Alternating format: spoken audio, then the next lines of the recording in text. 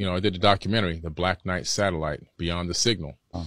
And there's this object orbiting Earth that is estimated to be there for 13,000 years. And how we get this number is the NSA analyzed a signal from it.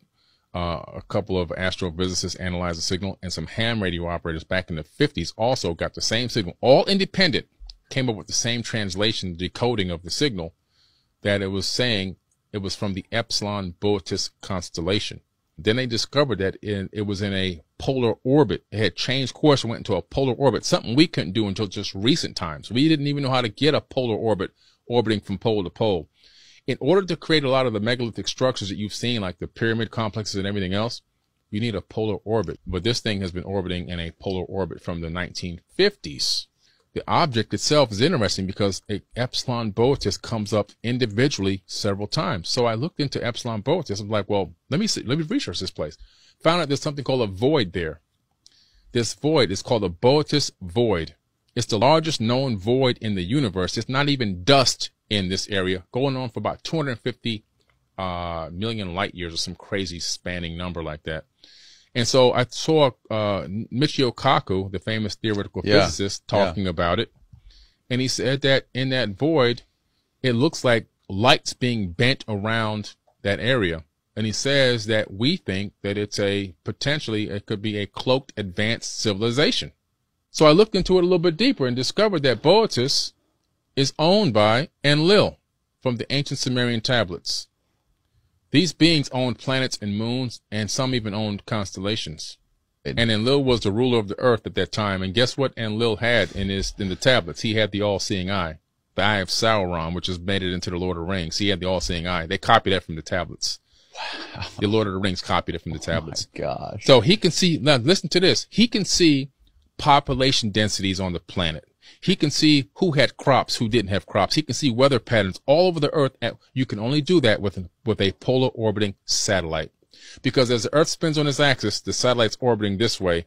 And so as the earth is, as the satellite's orbiting this way, it's taking swaths of data. Right. And it's scanning topography, it's scanning patterns, it's scanning everything you need, right?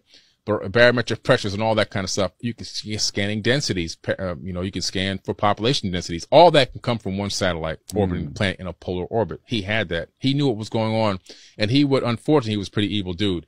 If humans were getting too outrageous in one area, or overpopulating an area, he would just have them killed. He would this is in the tablets, just kill them. 100,000, 200,000. He would dry their crops out. He would spray stuff on their crops and to dry them out so they can starve to death. All this kind of crazy stuff. This guy was just ruthless. He saw us just as animals. He didn't see us as real sentient beings. But this guy owned Boötis.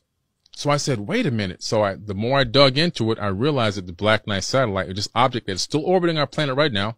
NASA, it's on NASA's server. They call it space junk. Space junk. Yeah, they call it space junk. They don't know what it is. It's been there. The STS-88 mission did a flyby and caught a great HD image of this thing. It's about estimated 15 tons. It's in our orbit.